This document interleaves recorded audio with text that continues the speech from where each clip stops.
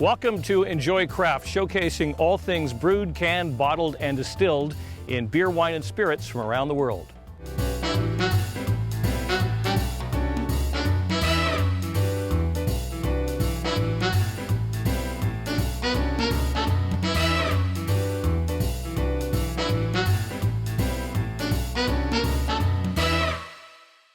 Wineries come in all shapes and sizes in all locations all over the world. Take this industrial park about 40 kilometers outside of downtown Vancouver, Cavallo Winery, making not only some of the best wines you'll find in Canada, but certainly among the most unique as well.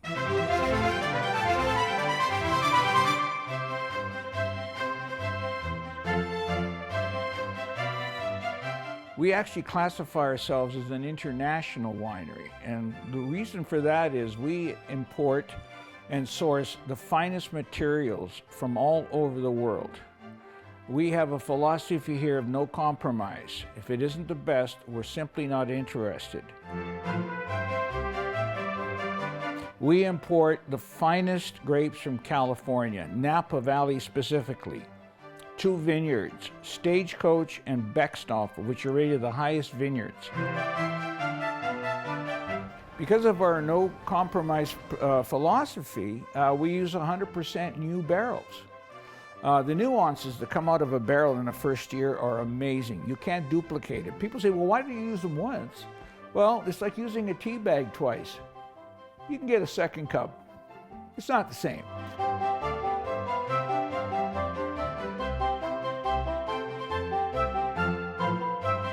We aren't just making wine here, we're making history because of our winemaking process. I developed this process about 15 years ago. And what we actually do is we import our grapes from Napa Valley. But when they arrive, we don't make wine out of them. We actually freeze the grapes. We destem and freeze the whole berry grapes. And then we thaw them out. And in that process, it creates the most beautiful, smooth tannins, very, very rich, deep colors, more fresh fruit flavor. And the wines are actually more approachable early in their game. So what we've done is we've created the Francesco Gigliotti Collezione Privata. That's our private collection. These wines are made with incredible detail, and we spared no amount of money to produce these wines. There's basically 3 of them. There's one called Cantate. Cantate is a blend of California Cabernets with a little bit of Merlot and a little bit of Syrah. The wine is very unique. If you could compare it to something, it might be like an Opus 1, but it's quite different than that. We also wanted to make a real true Italian wine, so we made a wine called Peppino.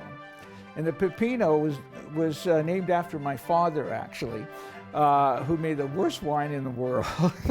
But nevertheless, I respected him for what he did. And that is a Sangiovese grape, the Brunello clone from Italy, from Piero Antinori's Tignanello vineyard. And it's grown in California. And we added a little bit of Cabernet and a little bit of Petit Verdot to make it a true super Tuscan. And then our Reserva, our top flagship wine, is 100% Clone 2 Cabernet Sauvignon from Stagecoach Vineyards, which is way up in the hills, 2,000-foot elevation level. At that level, the UV factor is really high, so the skins grow really thick to protect themselves from the sun, and the berries are about the size of little peas. So they make incredibly intense Cabernet, probably the biggest Cabernet in Napa Valley. And that's our Reserva, and that's our flagship wine.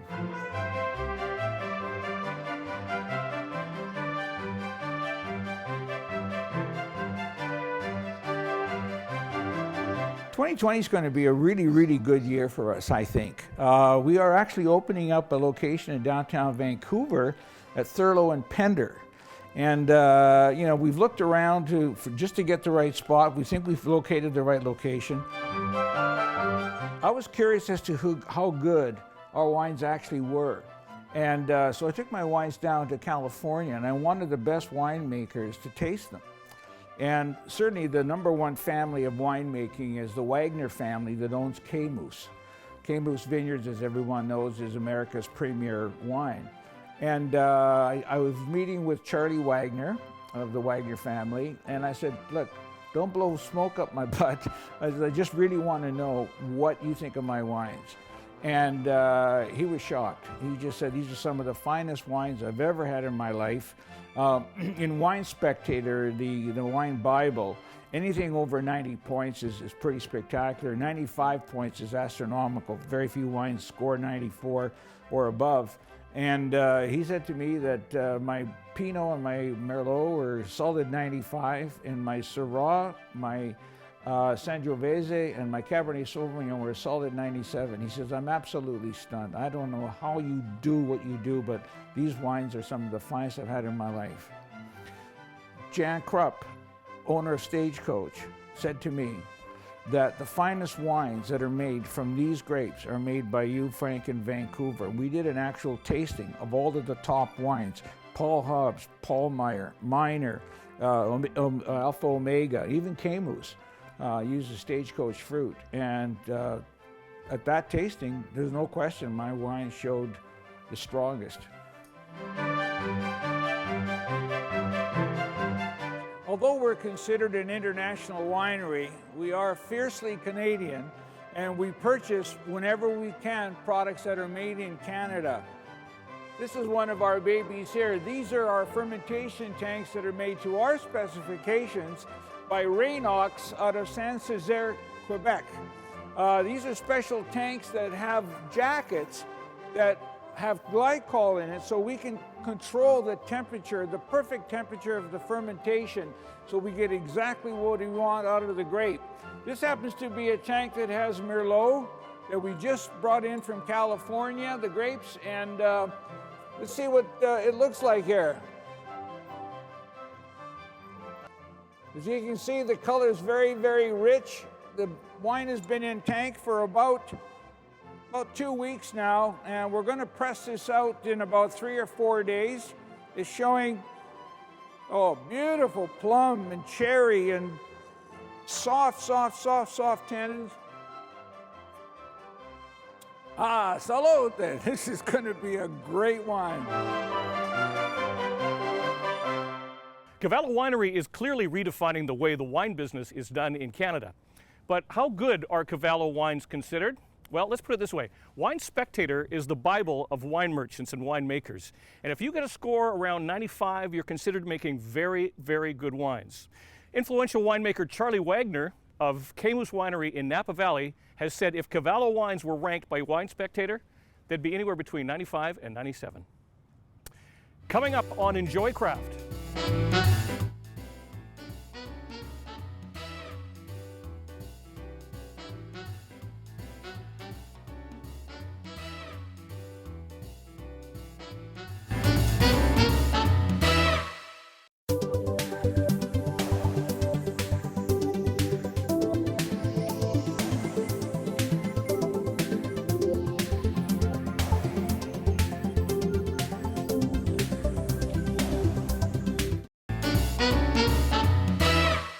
I'm Joe Leary in historic Stanley Park in downtown Vancouver, a 1,000-acre public park surrounded by the waters of English Bay and Burrard Inlet, and since 2019, the new home of Stanley Park Brewing. So we've been brewing here in the park since 2019, but the origins of the brand go back about 10 years. It's kind of always been an ambition to have a home here in Stanley Park, and we're finally here, and yeah, kind of doing what we've always done, which is making like super approachable beer that people can enjoy. We have pitch and putt nearby, we have lawn bowls nearby, and we want to make beers that people can just come have after that, enjoy with friends, and kind of, yeah, easy drinking.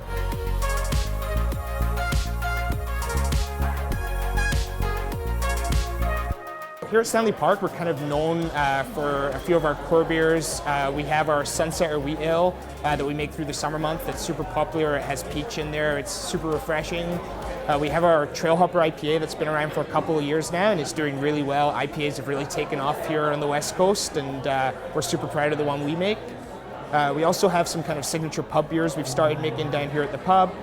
We have our Parkhouse Blonde Ale, which is just a super approachable nice light drinking ale. We also have our Hollow Tree Lager, which is kind of a German style Helles. Again, just like super easy drinking, clean, tasty beer.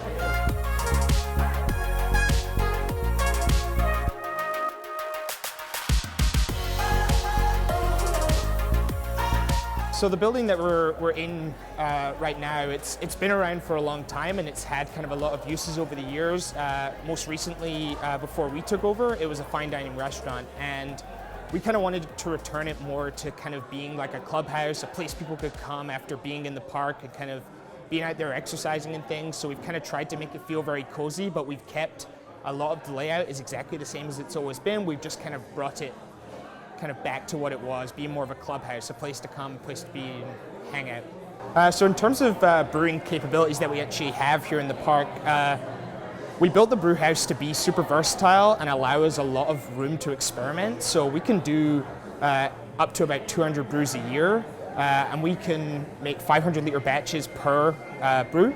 And that allows us to really try all sorts of different ideas. We've only been open for 4 months. We've already trialed out about 35 to 40 recipes in a short time.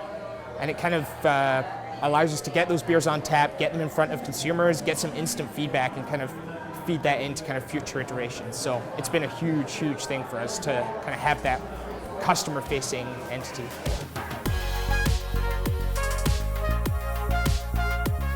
So I've been brewing for about 10 years now. I first got started in Scotland. I was actually studying a degree in astrophysics at the time, and I was getting into craft beer but couldn't necessarily afford it, and I found out about home brewing, and I was like, wow, this is really cool. I can make these flavors at home and kind of do my own thing with it.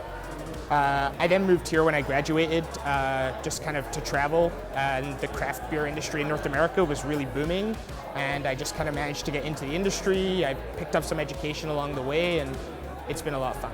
So when I came here to Vancouver, one of the biggest differences I noticed is that North America really doesn't have any bounds when it comes to styles. Back in Scotland and the UK and even Europe as a whole, we're kind of very bound by these traditional styles that we've always made.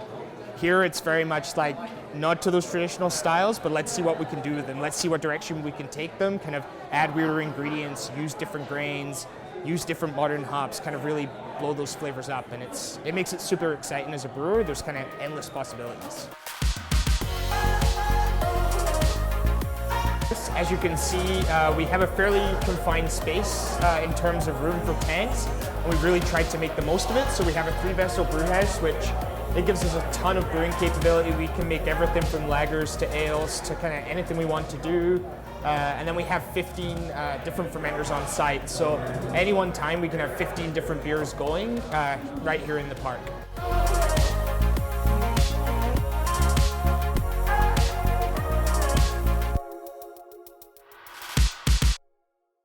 Despite all the progress, Stanley Park remains about as densely forested today as it did in the late 1800s, with over 500,000 trees, many of which are hundreds of years old.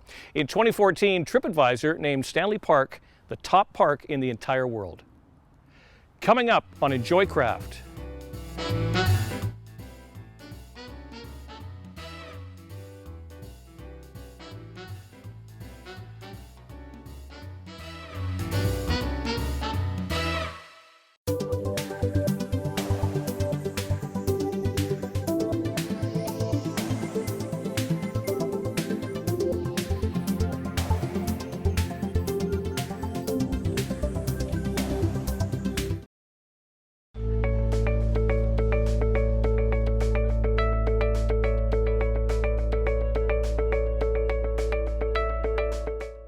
It is the stairway to heaven. This is, we've got a massive whiskey collection. We just love it. We've been collecting whiskey for years. We've always had a large whiskey selection here. And with our love of whiskey, we just kept growing and decided, you know what, let's just see where this takes us. We currently have about 1,200 bottles on the shelves. We have whiskeys from 11 different countries. We've got from India, obviously Scotland, Japan, throughout the world, a lot of Canadian American whiskeys. We do. We've got a lot of, I hate using the term entry-level whiskeys, but we've got a lot of whiskeys that are very appealing to a new palate. And we've got some absolutely outrageous, old, rare whiskeys that are for the collector. We spend a lot of time with them. talking about whiskey, the flavor profiles are what's most important. So we work with 12 flavor profiles, and we engage our staff in learning the fundamentals of those different flavor profiles, which enables them to work with the guest and see what the guest would like. And we can have a chat, find something for them. We work with our whiskey, so we always make sure that we have tight corks.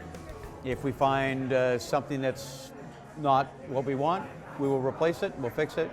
And we've had to take the odd bottle off the shelf, but we take very good care of our whiskey. Out here on the West Coast, it's heavily peated whiskey. That's what people love. So the Ardbegs, Lafroigs, those are really big for our guests.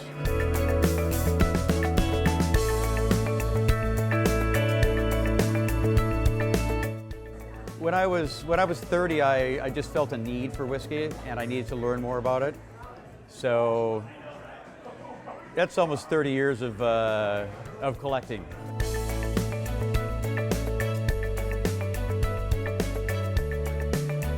Our goal is to find the whiskey that suits you. So we get a lot of new whiskey drinkers coming here. I don't like whiskey, but I want to learn. So we will find their entry whiskey, but there is a whiskey for everybody, and it's just finding that whiskey.